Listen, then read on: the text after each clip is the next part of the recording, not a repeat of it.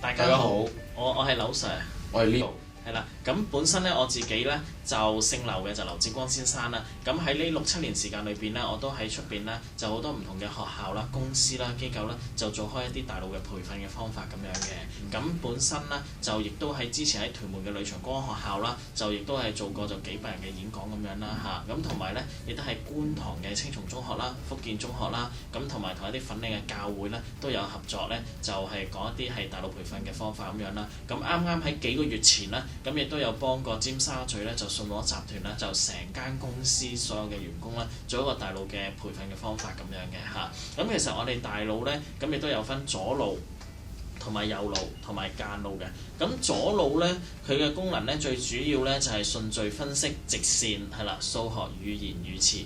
右腦咧就係咧就圖像、想像、創造力、藝術、節奏係啦，咁同埋發白夢嗰啲啦嚇。咁而家今日咧就我同阿 Leo 咧就會咧係簡單咁介紹下啦，就松果體超感官嘅功能啦，同埋咧就係當我哋咧松果體咧被激活同埋被打開嘅時候咧，就有啲咩可以做到啦嚇。咁阿 Leo 咧本身咧咁亦都係我嘅松果體超感官課程嘅學生啦。咁而家阿 Leo 咧咁佢咧就學完咗呢一個松果體超感官訓練之後啦，咁對佢嚟講咧就係之前同埋之後咧個分別咧亦都會係好大喎。咁無論對佢咧而家喺無論喺學業上面啦，同埋工作上面咧個得着亦都會好大啦，同埋個分別咧會同之前咧淨係判若兩人啦嚇。咁或者我將個時間交俾阿 Leo 咧就分享下咁樣啦。咁我係叫 Leo 啦。咁我自己係學校大學生嚟嘅。其實就我3個月前咧就已經接咗呢個松果體嘅超感官訓練啦。就其實講翻以前喺大學日子都過得比較辛苦，因為第一就幾樣嘢啦。第一上堂冇咁集中啦，第二就睇書就比較慢，同埋好容易瞓覺。因為其實我唔知嗰本書係講啲乜嘢，甚至乎我連睇幾版咧，如果係瞓着咗一覺嘅，咁咧導致乎我考試咧參與咧都考得冇咁理想啦。但係我經過呢個松果體超感官訓練之後啦，咁我發覺睇書已經係睇得好快。即係打個譬如啦，我如果睇過百字嘅一版咧，我會睇1分鐘已經睇到入腦㗎。唔單止睇得入腦，仲可以睇得好明嗰隻嘅，咁令到我考試啊參與都好大嘅自信心啦，同埋攞到好高嘅分數嘅。係啦，咁亦都會講下啦嚇，究竟講少少啦，究竟松果體咧係一樣咩嚟嘅咧？咁頭先亦都講啦，係喺我哋間腦啦嚇，咁間腦嘅組織啦嚇，喺入邊喺我哋頭頂啦嚇，同埋額頭嘅中間嗰度啦。如果喺後腦嘅話咧，就後邊咧就入少少嗰個位置啦嚇，咁即係好似蚯蚓咁樣啦嚇。咁蚯蚓佢本身咧，咁佢就亦都係一個無脊椎嘅動物啦。咁本身蚯蚓佢亦都係冇眼睛嘅。咁我哋大家一齊諗下。咁頭先大家啦，亦都係睇咗啦嚇，關於係蚯蚓咁樣啦嚇。咁我亦都同大家講過，蚯蚓咧佢本身咧佢係冇眼睛嘅，咁其實佢都能夠可以感應光暗咁樣啦嚇。咁佢點樣感應光暗？其實頭先大家都知道啦，佢咧因為咧佢個頭裏有個松果體嘅組織啦，就能夠感應光暗咁樣啦。咁而家趁阿 Leo 喺度嘅時候咧，咁我就揾阿 Leo 咧就現場啦、即場咧就感應一啲嘢俾大家睇喎嚇。咁咧就等阿 Leo 就感應一啲嘢先嚇。咁咧就麻煩阿 Leo 咧就眯埋眼睛先，眯埋眼睛先係啦。又放鬆少少得唔得 ？OK 啊！嗱呢一沓顏色卡咧，我哋咧就我抽少少啦，唔好太多啦，係啦。咁呢度咧又等呢度又睇下啦。顏色卡又得幾個顏色嘅啫，紅色咁樣嘅樣，橙色，仲有咧就係黃色，同埋咧就係綠色，得唔得？得有4個顏色嘅啫。啊，咁一陣間咧呢沓卡咧，我而家洗亂佢。洗亂佢得唔得嚇？咁麻煩阿 Leo 咧就眯埋眼睛，係啦，放鬆，伸個手出嚟得唔得？洗亂佢啦，我就隨意啦，我就抽一張卡出嚟，我是但抽一張係啦啊！我而家咧就抽呢一張，抽到呢張卡得唔得？咁我就輕放落去阿 Leo 嗰個手嗰度得唔得 ？OK 嚇？咁阿 Leo 冚埋隻手係啦，就等佢咧。就感應，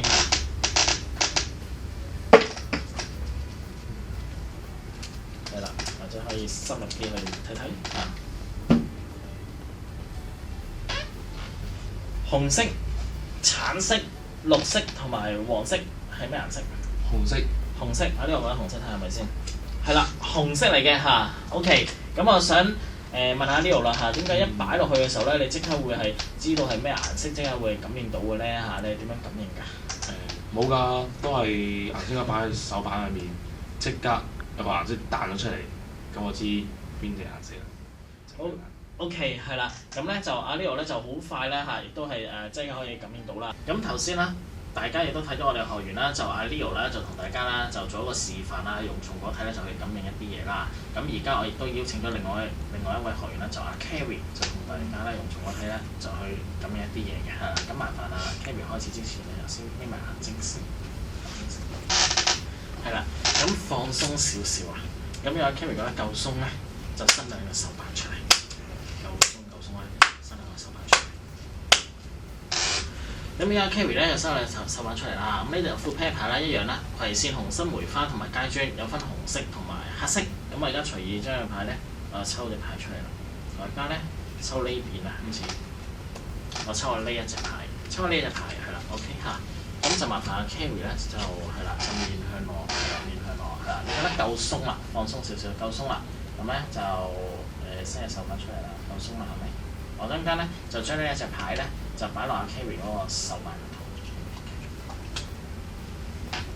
咁可以行埋隻手，可以感應下。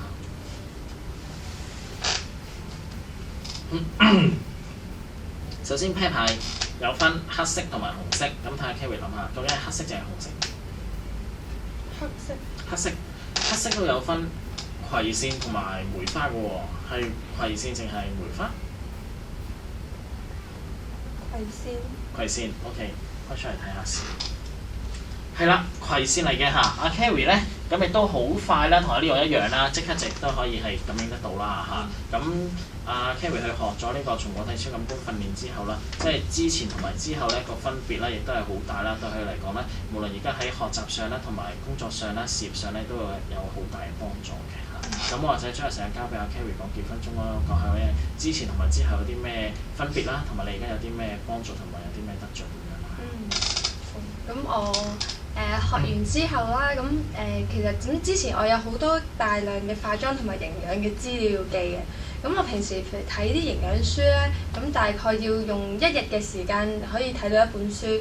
咁而家即係我學完咗之後，咁就可以大概半個鐘頭到啦，就可以睇晒，好快咁樣睇晒成本書之餘，仲可以好深入記得入邊嘅內容啦。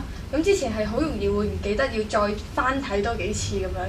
咁而家就係好快咁樣去記得翻個內容，同埋咁學完即係點樣學完之後啦，咁就係有自信，即係有自信咗啦，因為睇嘅嘢快咗，同埋學識多咗，即係同啲客人啊分享即係化妝同營養嘅知識都多咗咯，豐富咗添。咁其實咧就係話咧，我哋頭腦啦嚇，松果體咧，除咗就話感應啦啤牌同埋顏色之外啦，咁其實仲有好多唔同嘅功能嘅，係啦。其實到時亦都會有機會啦，亦都可以教大家啦，究竟點樣咧就去感應咁樣啦嚇。咁啊，但係最重要咧就話，亦都可以令到大家咧就係嗰個松果體都可以令到大家就話，你個人會積極啲啦。同埋都會係有信心啲啦，同埋都會係豁達好多嘅嚇。咁同埋咧，從而令到就係無論喺健康啊、事業啊，甚至係學業方面咧，亦都會有好大嘅幫助嘅嚇。如果大家有機會嘅話咧，亦都可以嚟我哋個訓練中心啦，亦都可以啦，詳細就可以了解多少少啦。到時咧，亦都會好詳盡啦，就會去講解啦嚇。究竟松果體點樣可以令到大家開發個潛能啦？咁同埋到時現場咧，亦都會教授大家點樣去感應一啲事物咁樣嘅。咁大家咧就可以過嚟咧，就開發大家大腦嘅感應力咧，同埋啟動大家大腦嘅松果體。